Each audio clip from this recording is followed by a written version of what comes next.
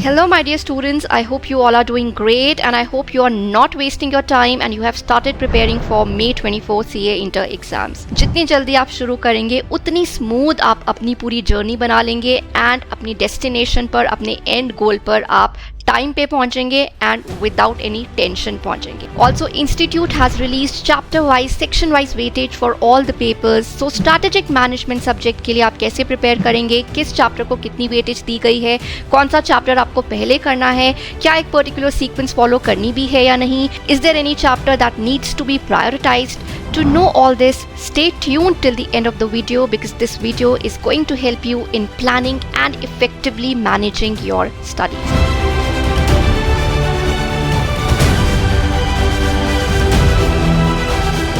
So now, SM में क्या किया गया है that every chapter here has been given equal weightage. Your first chapter is Introduction to Strategic Management, Section 1. Section 1 को कितनी weightage दी गई है? 15 to 25%. Moving further to Chapter 2, Strategic Analysis, External Environment. यहाँ पे कितनी weightage है? 15% to 25%. Similarly, Chapter 3, Strategic Analysis, Internal Environment. इसको भी इंस्टीट्यूट ने 15 to 25% की weightage दी है. If we talk about Chapter 4, which is Strategic Choices, that has also been given 15% to 25% weightage. And last but not the least, Chapter 5, Strategy Implementation and Evaluation, again 15 to 25% of weightage it is carrying. So one thing is clear that strategic management के paper में all the chapters, minded students, all chapters are equally important. ना कोई किसी से कम, ना कोई किसी से ज़्यादा. So हर chapter से हमें 7 to 13 marks के questions आ सकते हैं. Now अगर आप नीचे notice करेंगे यहाँ पर दिया हुआ है note, a deviation of maximum plus or minus 5% in the specified section wise weightage is permitted, which means कि अगर हम 7 to 13 marks हर chapter से expect कर रहे हैं, so यहाँ पे 2-3 नंबर ऊपर नीचे हो सकते हैं. ये इंस्टीट्यूट ने पहले ही specify कर दिया. Now the question is,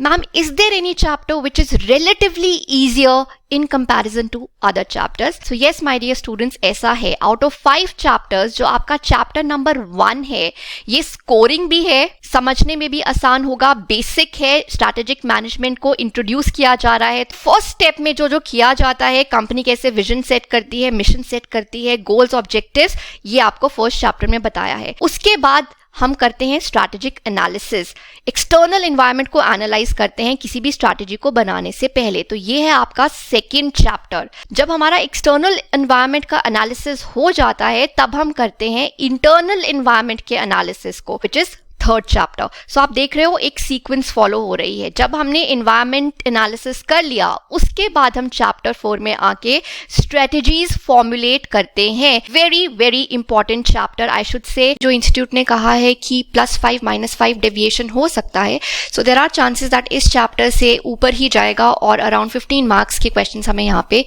देखने को मिल सकते हैं. एंड फाइनली हमारा चैप्टर 5 है. जब एक बार हमने स्ट्रैटेजीज बना ली, तो हम क्या करते हैं, स्ट्रैटेजीज को इंप्लीमेंट करते हैं, उन्हें इवैल्यूएट करते हैं, which is chapter 5. And this is the most lengthy chapter in entire strategic management. इस चैप्टर में भी बहुत सारे important concepts हमें देखने को मिलेंगे, as well as new concepts. So यहाँ से भी हमें around 15 marks के questions आ सकते हैं. Now अगर हम बात करें chapter number 3 and chapter number 2, जो है आपके external environment analysis and internal environment analysis. So these two chapters are also comparatively easier than chapter number 4th and chapter number 5th, because इसमें कुछ ऐसे कॉन्सेप्ट्स हैं जो आप ऑलरेडी पढ़कर आ रहे हो. आपने +2 में भी पढ़ा हुआ है, इकोनॉमिक्स में भी पढ़ा हुआ है, एक्सटर्नल एनवायरनमेंट, बिजनेस एनवायरनमेंट. सो यहाँ पे आपको काफ़ी कॉन्सेप्ट्स फेमिलियर लगेंगे, थोड़ा इजी लगेगा समझने में. ऑल्सो इंस्टीट्यूट ने यहाँ पर भी कुछ नए कॉन्सेप्ट्स इंट्रोड्यूस करे हैं और वो नए कॉन्सेप्ट्स काफ़ी इंपॉर्टेंट रहने वाले हैं from the perspective of examination. So after chapter number 1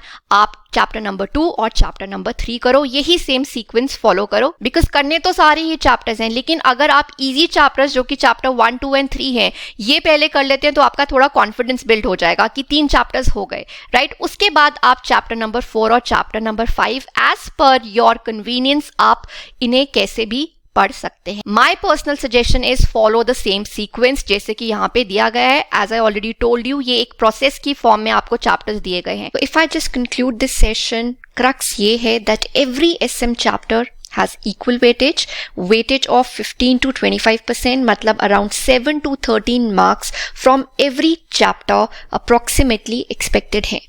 But as the institute has mentioned, deviation हो सकता है of plus or minus 5%। section wise her chapter में plus or minus 5% का deviation हो सकता है, 2-3 नंबर ऊपर 2-3 नंबर नीचे।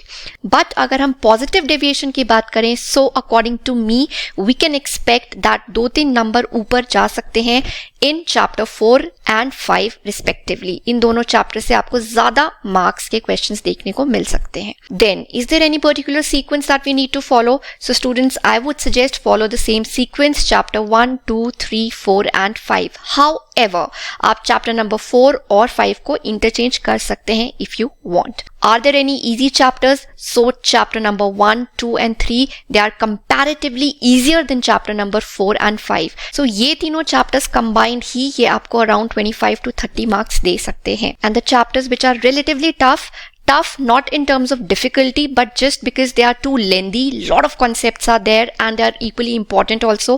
So ये है हमारे chapter number 4 and chapter number 5, and from these two chapters combined together we can expect around 20 to 25 marks. Make a note of these points and accordingly start planning and start preparing for your exams. And not to forget, all the videos of strategic management under new scheme are available on our website. The link to SM course will be provided in the description. Do check it out and make the most of it.